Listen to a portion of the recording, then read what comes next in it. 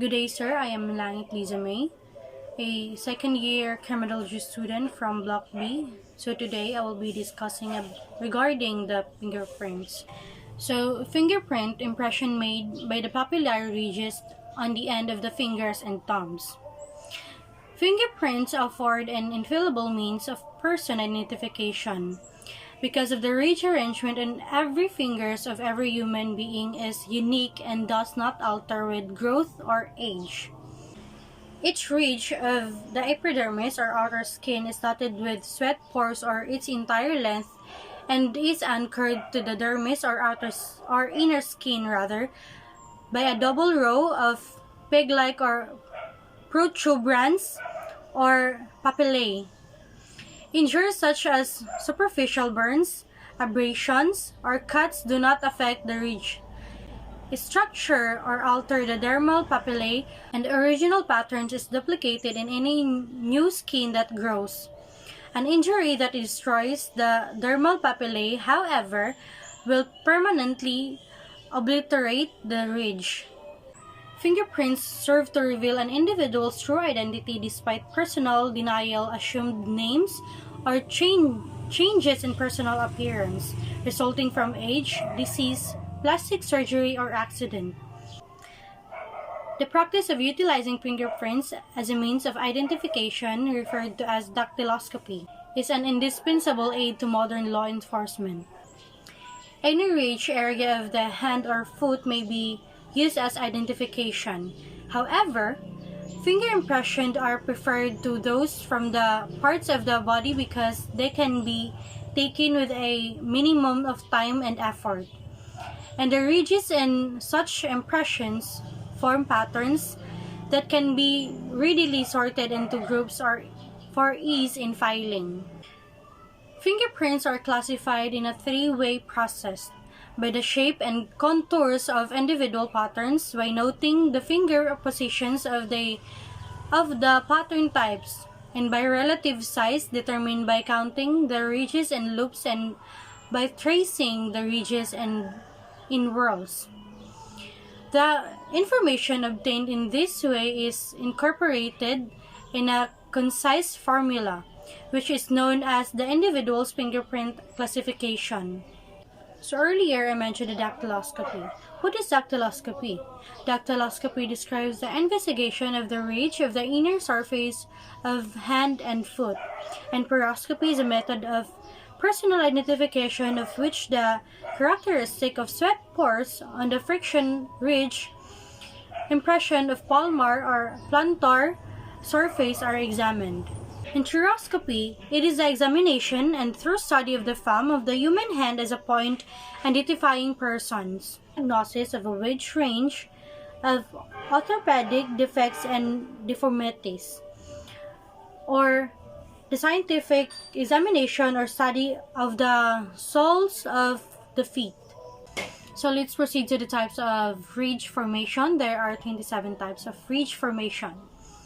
First, recurving ridge is a ridge that curves back in the direction in which it started. Second is converging ridge. Two or more lines forming an angle. A ridge whose close end is angular and serve as a point of convergence. Third is diverging ridge. Two ridges running side by side and suddenly separating. One ridge going one way and other ridge another way.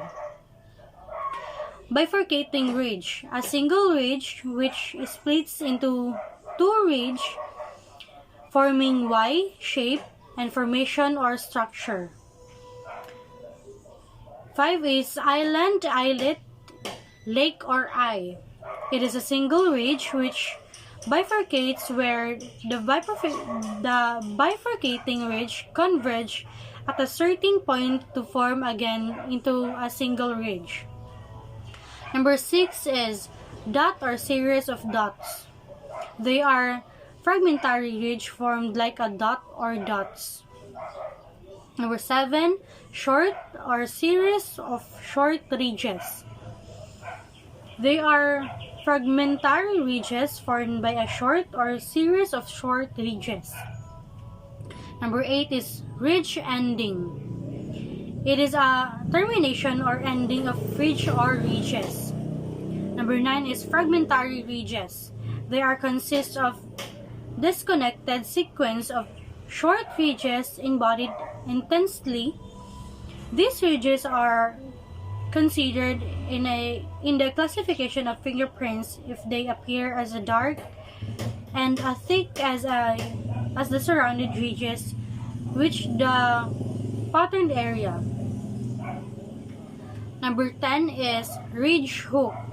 It is a ridge that divided to form two ridges which are shorter in length than the main ridge.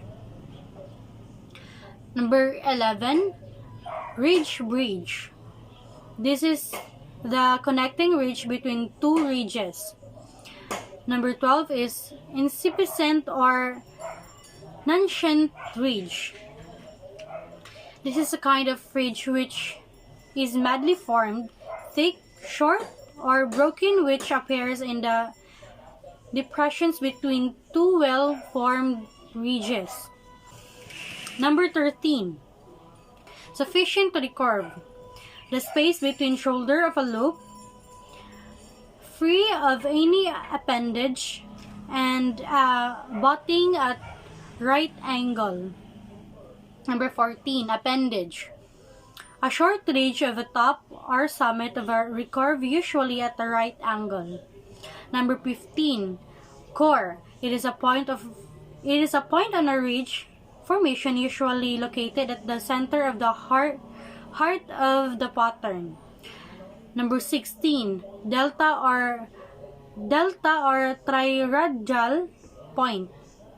It is a point on the first ridge formation at or directly in front or near the center of the divergence of the type lines. Number 6 is envelope. It is a single recurving ridge enclosing one or more rods or bars. Number 16, friction ridge. Are strips of skin of the inside of the end joints of our fingers and thumbs by which fingerprints are made. Number 19 is furrows.